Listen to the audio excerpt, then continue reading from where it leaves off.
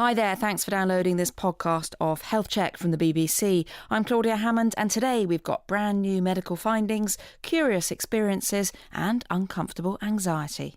We'll hear from the elite music students using virtual reality to help them face an audience. Performance anxiety could be good if you manage and channel it in a certain way. And so the value of this space is that it allows us to induce those types of symptoms, but then also work with the students in a low-risk environment to show them that you can be anxious, but you can actually use this. And the ability some people have to detect hidden voices. The hope is to get a better understanding of why some people hear voices that aren't there. And so I've got a quick test for my studio guest today, BBC Health and Science reporter James Gallagher. Welcome back. Hello, I'm ready. Now, what I'm going to do is, this very short clip we're about to play you may or may not contain words, and I want you to see whether you think it does contain words, and if so, what they're saying. Did you get that? That was just... Well, in fact, that voice is saying something. No way. It is. And in what language? And we will find out what later on. It is in English. It's distorted deliberately, but it is in English. And we'll find out what it's saying later on. Now, while the slow work of improving health systems in low-income countries continues, sometimes it's the simple solutions that can save lives. Today, we have a fine example of that. A trial of a preventative treatment so successful that the trial had to be called off halfway through because it wasn't right to deprive people, or in this case baby people, of such an effective treatment. Sepsis occurs when the body is overwhelmed by infection and then turns against itself. And this trial was trying to stop cases in newborn babies before they start. Pinaki Panigrahi is Professor of Epidemiology and Paediatrics at the University of Nebraska Medical Center in the United States, and he ran the trial in the Indian state of Odisha. I asked him why sepsis can be so serious for a small baby. The sign symptoms develop in a day. The baby will stop crying, stop taking breast from the mother. So the mother thinks that there is something wrong. And the next day or in 12 hours, the baby is sicker. And by the time they try to bring the baby to the hospital, the baby would die. It is not the bacteria that really cause the killing. Even if you treat cases of sepsis, whether it is newborn or even adults, even if the bacteria all die because you give them antibiotics, still the patient may die, and they do die because of the reaction of the body. It is a pretty bad inflammatory reaction where different organs stop functioning, and that happens due to endotoxins released from the bacteria, from the dead bacteria. And that's why we, instead of treating or giving antibiotics, we thought of a therapy that will prevent sepsis. And so this treatment consists of a combination of a probiotic and a prebiotic. Can you explain what those are? Yes, probiotic is a good bacteria that have some health benefits, and prebiotics are sugars which are non-absorbable in the small intestine, but they go down to the colon where it is available for the bacteria to feed on. They chew up these fructooligosaccharides, and then that is food for the bacteria. In other words, if you have enough good bacteria that you are swallowing by mouth, by the time they get to the colon, many die because the stomach acid, a few are alive, but if they don't get food to survive and grow, then you are out of luck. Whereas if you provide them with enough food, then there is a much higher, better chance that they will colonize, they will stay in there, and they will multiply and make that their home. And as we have shown, will not allow bad bacteria to settle in and do all the bad stuff that they do to the newborn.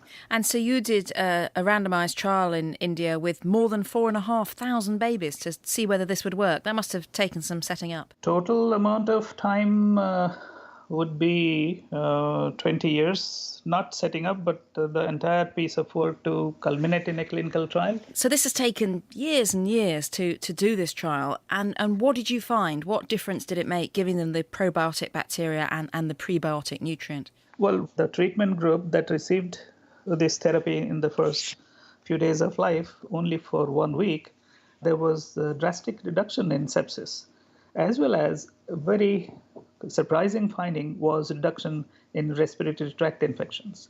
Because the respiratory infections were reduced drastically, we didn't have to enroll. The plan was to enroll about 8,000 babies. So the Data Safety Monitoring Board stopped the study in the middle, about after 4,500 babies are enrolled, because they saw some very positive effect in one arm of the study. And then they unblinded the study and saw that it was working beautifully against sepsis and respiratory infections. So it is unethical to continue the research and not give this to all babies who will benefit from it. So could this treatment be used everywhere in low-income settings where sepsis is a problem? The answer is yes and no, because we don't really know the causes of sepsis in other settings. There may be other extremely virulent bugs that kill babies that we will not be able to address those. We may have to look for other probiotics. Also, if it's been caused by a virus instead, presumably the probiotics won't work on that. Well, you are hitting absolutely on the nail. In a way, you can say that it has to be highly specific for a specific disease condition. If it is for an infant, you cannot give it to me because my gut flora is different. Will it work if you give it to an elderly? Maybe yes, because elderly people become like infants. Their immune system goes down. They also have deranged flora. Will it work in viral disease? Answer is it may if it is through immunomodulation. If it is doing an antibacterial work, it is not going to work. So after 2 decades of working on this, you must be really pleased to see these results which are now being used in the community and saving babies' lives. Yes, very much. I mean, I am really excited about the fact that we have also stumbled onto something which is such a potent impact. If we do a repeat trial, we will be able to see what these probiotics do to the infant system. The intestine is the largest immune organ in the body. If you open it up, all the villi, it covers up a tennis court. Intestine is the organ to go to if you want to do something with the immune system. If we can discern those mechanisms, we will discover more ways to fight infection and at the same time save babies from a very simple infection that has so far not been addressed to the extent it should be. Panigrahi, and that research is published in the journal Nature. Now, James, I love that statistic you gave at the end there about an intestine filling a tennis court if you stretched it all out. But I'd like to see I wouldn't that. recommend that. Earlier, I did search online for intestine and tennis court and to see what the images were, and the images were just of tennis courts, which didn't really help. But probiotics that we've been talking about there are something of a theme today. Now, this is the same thing, isn't it, that we find in live yogurts that we eat? Yep. Yogurts, the fermented foods that contain things like bacteria or yeast, and the idea is that when you consume them, then they survive the passage through the stomach and get into the intestines, and there they can form part of your bacterial flora. So, we're not just human, we've also got all kinds of other species of microorganisms that live inside and on our bodies. And the idea is of probiotics, if you get the right things into your gut, then you can improve people's health. And in this trial, obviously, with the babies, it was very successful. But what about for everyone else? How much evidence is there that if you eat live yoghurt, it will be really good for you? Well, the claims are huge, and some of the evidence that's still in the laboratory suggests it might have a role in everything from allergies to mental health, from obesity to diabetes. However, when you actually look at what is the human clinical evidence of any impact, it's far more limited. So there's some evidence that if you're taking large courses of antibiotics in childhood, that if you also take probiotics, then it stops the quite severe diarrhea that you can get because of those antibiotics. So it's one of these fields where there is a huge amount of hope and excitement, but in terms of what's actually made it through to real medical treatments, it's actually still quite small. And there's a new study out this week from Australia, which is about a treatment for peanut allergy, and that's involving a probiotic as part of the treatment. Now, peanut allergies can be very, very serious, can't they? They're the most common form of a deadly allergic reaction now. Like other allergies, you can have quite the basic rash and the itching, but peanut allergies, you run a very high risk of causing anaphylaxis, and that can be fatal. And so what are they doing in this treatment in Australia? Well, this treatment combines a probiotic, which the researchers say helps to modulate the immune system, with some of the therapies that we're probably more familiar with when it comes to controlling peanut allergy.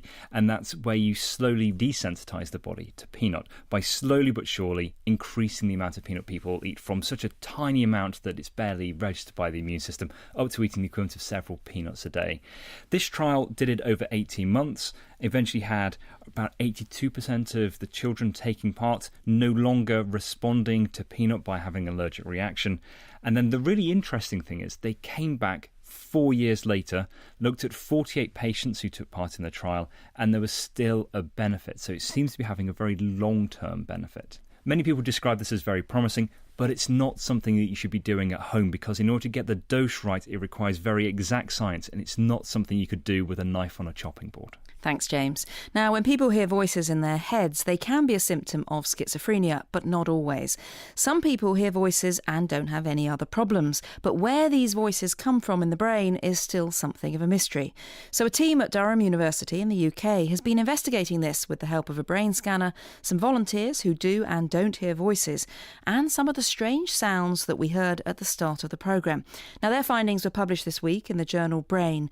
Ben Alderson-Day is a co-investigator on a research project called Hearing the Voice at Durham University, and he explained the new theory they've been investigating. There's an idea going around at the moment that a lot of what our brain is doing when it's receiving information from the environment around it is looking for meaningful patterns, ways to make the most meaning about the information coming in so the world makes sense to us. And one idea about hearing voices is that for people having the experience, their brains are set up to try and extract more meaning in the world around them. And that leads sometimes to experiencing things that other people can't experience. So you got a group of people who hear voices generally, and you put them in the scanner and compared them with people who don't normally hear voices. And you played them certain sorts of sounds, kind of distorted sounds, if you like. So we're going to play one of these now, and people have to work out whether they think this is a voice or not, and if it is a voice, what it is saying. Now, to me, that sounded more like the children's TV programme, The Clangers. It didn't sound like a voice. Was that a voice? That wasn't a voice. So now we're going to play another one. Now, that one does sound to me more like there is a voice in there, but I'm not sure what it's saying. Is it a voice? There is a voice in that one. And what's it saying? They're looking at the clock. So we're going to play that one more time so people can have another go at hearing that one. Now, you see, once you know, it's a bit easier to hear, isn't it? And That's right. So what did you find? Were people who hear voices regularly better at detecting these? Well, what we did is we actually asked them to listen out for a completely different sound and press a button every time they heard it. So they didn't know that they were listening out for speech. Then after about 20 minutes of playing these sounds while they're in the scanner, we asked them if they heard anything unusual, and in particular if they heard any words or sentences. And we found for our voice hearers, 3/4 of that group could actually recognise that there are words and sentences in these sounds, compared to just less than half of the control participants. These were people from the general population who had no experience of hearing voices. We also found that our voice hearers could actually notice earlier than the controls as well. And that's fascinating that they could, because they weren't even trying to listen out for them like we were there. So they were doing a task that was harder than that, really. Exactly. They weren't supposed to pay attention to the sounds. Actually, some of our participants said, I thought I started hearing some language or something, and I thought, oh no, that's just my brain doing that. I need to ignore that and think about the target sound, which was actually a very different, scratchy sort of sound. So it almost seemed to be like this was happening inadvertently for them, that they were pulling the meaning and the language out of it. So does this suggest that when they're hearing voices in their heads, this is because these people are better at somehow spotting patterns in sounds and making them into sentences? Quite possibly, yeah. So the interesting thing about these sounds, they're known as sine wave speech, and these particular ones were created by a speech scientist called Stuart Rosen, based at UCL. Usually you can play them to people, and unless you tell them that speech is there, and in particular unless you train them up to understand them, you might not realise there's any language at all. What they rely on is our prior expectation, our prior knowledge guiding us to find the meaning in the noise. And the suggestion here is that voice hearers actually have a stronger impulse to do that in the case of speech and language. But where are those sounds, if you like, coming from that they're hearing when they hear voices in their heads? It's not that there's some external sound outside, is there, that they're mistaking for a voice somehow? Sometimes people will hear voices more so in say, crowded environments. But that's not necessarily typical of those experiences. I think that these kinds of results for this sort of experiment do suggest that in some instances, if your brain is looking for meaning, looking for patterns, then it will identify a signal which maybe isn't quite there. There isn't enough evidence there in the environment outside. And people do have a very strong sensation, don't they, that this voice is very real? Oh, very much so, yes. One thing that people are unsure about when it comes to this sort of research is, is this just the same sort of thing as a kind of inner speech or an inner voice that we potentially all have when we talk to ourselves? And there are similarities, definitely. The two phenomena might be related, but distinctly when people talk about hearing voices, this is an experience that you really couldn't mistake. It might make you turn around and check if somebody's there. It feels very vividly like somebody else is talking to you. It isn't just part of you and your imagination. And people did this while they were lying in a brain scanner. And did what you see was going on in their brains fit in with this idea that perhaps what they were doing is looking for patterns? Actually, for the voice hearers and the controls, they used a fairly standard network of regions that we would associate with speech and language processing. But in addition to that network, the voice hearers also use some regions of what are known as the anterior cingulate cortex and the superior frontal gyrus.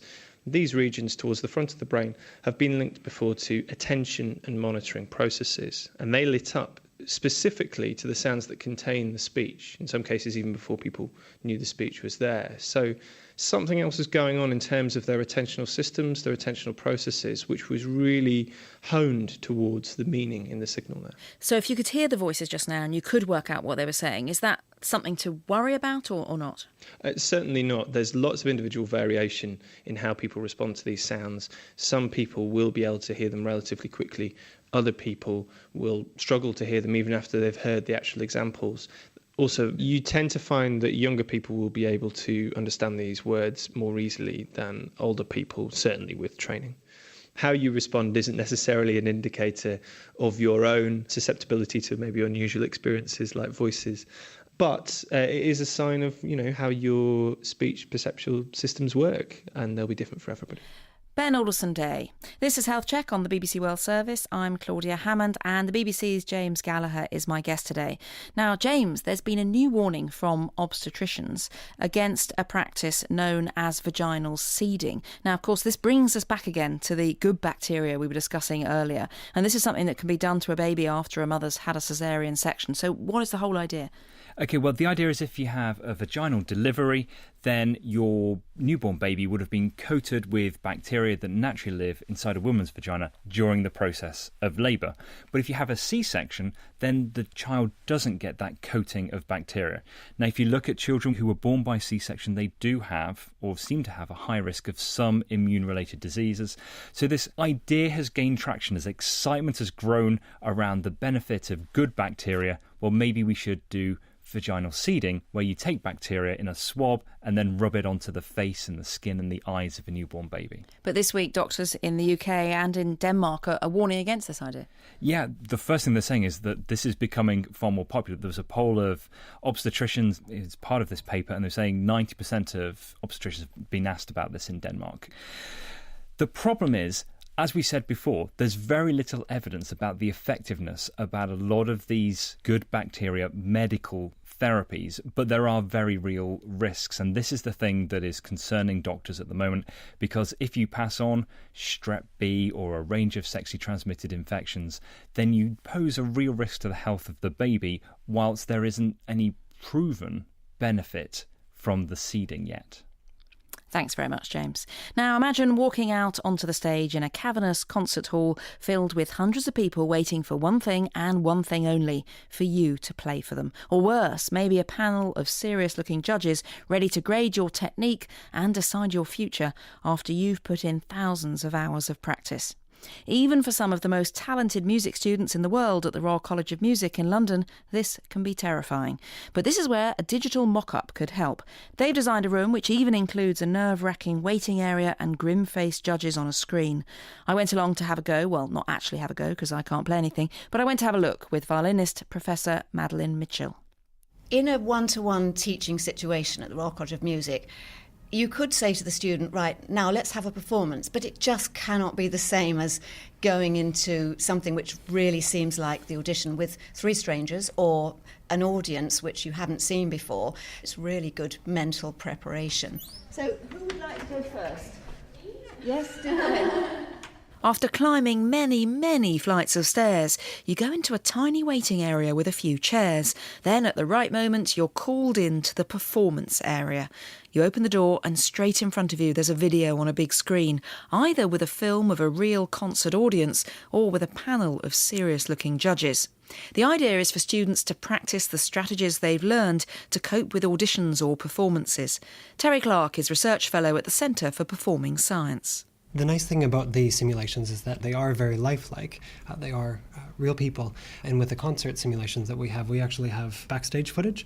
So as the students are waiting in our backstage area, they can actually see audience members assembling. And one of the interesting things that we find with our audition simulation is that they move in response to something that you think you've done. So for a musician to mess up a note or miss a run or something, inevitably one of them will move at that time. So this is Eloise MacDonald, and you're going to play the Janacek Violin Sonata. I'm playing the 3rd movement. And I gather that you're doing this as part of your final recital, the end of your 4th year, which is in about a month's time, is it? That's right. So you can practice the concert setting. There have been various surveys done within research before, and that suggests that the majority of musicians do report experiencing performance anxiety, but do all? We know that some don't want to disclose for fear of it being seen as a weakness. But the interesting thing with performance anxiety, and what this space in particular allows us to do, is distinguish the symptoms of performance anxiety from the effect that performance anxiety can have on an ability to perform. So Ellie is currently warming up for a few minutes, just getting her hands warm, getting in tune, preparing herself, and then in a moment it'll be time to go on. A lot of professional musicians say performance anxiety is good and you need it, and it gives that sparkle and that edge to performance. Whereas with our students, many of them can take a very black and white view of it. The performance anxiety is bad, we just need to sweep it under the carpet or get rid of it, and then everything will be better. And so a lot of the work that we do in here is actually working with them to reframe those perceptions. The lights go down and Eloise takes to the stage. I have to confess, I'm feeling quite nervous on her behalf. The simulation comes complete with the hushed expectation of the audience, people coughing, and of course that 21st century performance distraction. The idea with this is we want to be able to expose people to the range of scenarios they might find themselves in, and then through that they learn, hopefully, how to cope, or that they'll at least survive if they find themselves in those sorts of situations.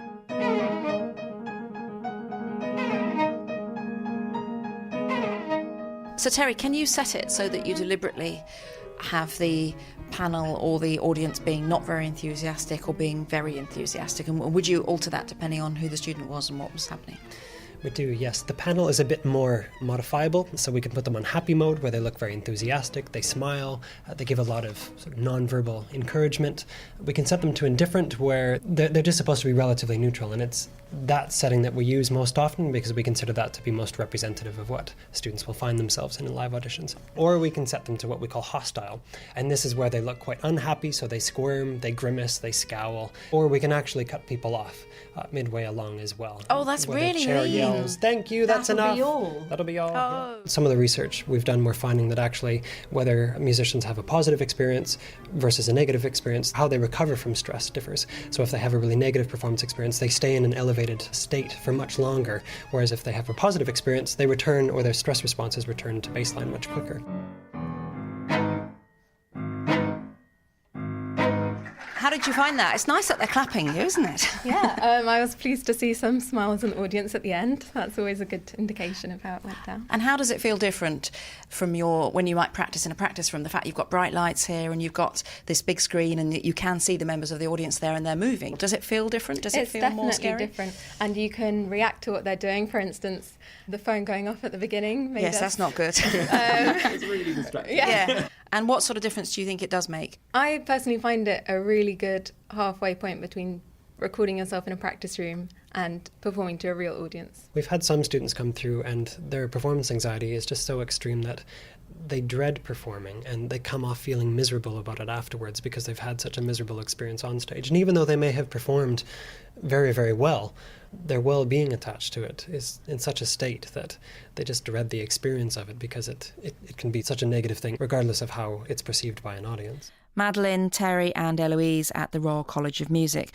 Now, James, before we go, I want to ask you about talcum powder after a court in the US ordered the manufacturers Johnson & Johnson to pay out a whopping $417 million to a woman who says she developed ovarian cancer after using products such as baby powder. Now, this is just one of many cases, isn't it? Well, there are thousands of these claims going on in the United States at the moment. There have been 5 cases that have gone before juries. 4 of them have ruled against Johnson & Johnson and ordered for compensation to be paid. Should point out that the manufacturers are appealing against all of these decisions. And they all stem from using talcum powder around the genital area and the accusation that that has then caused ovarian cancer. So what's the evidence for this? Has talcum powder been proven to cause ovarian cancer? Now, if we were to go back in time to, when the mineral talc itself was used, then that contains asbestos and has been shown that if you breathe it in, then that definitely does cause cancer. However, talc has been asbestos-free since the 1970s, and since then, the human studies have been mixed. Some show there's a risk, some show there's no risk. The animal studies have been mixed. Some show there's a risk, some show there's no risk. It's something the International Agency for Research on Cancer, which is the World Health Organization's cancer studying arm, labels talc as possibly carcinogenic. So it's very difficult to be definitive at the moment. So what's the current advice for people? Should they avoid talc or is it okay to use it? Well, the advice at the moment is that any risk, if it is to be confirmed, is likely to be quite small. However, if you are worried about it, then you can do other things, such as use a fluffy towel. Thanks very much, James Gallagher, and to the producer, Paula McGrath. You can find me on Twitter at Claudia Hammond. And if you never want to miss an episode of Health Check, do subscribe to our free podcast. Next week, we go behind the scenes with the trainee midwives in the world's newest country, South Sudan, where women have a 1 in 7 chance of dying in childbirth. But they're determined to change that. Bye for now.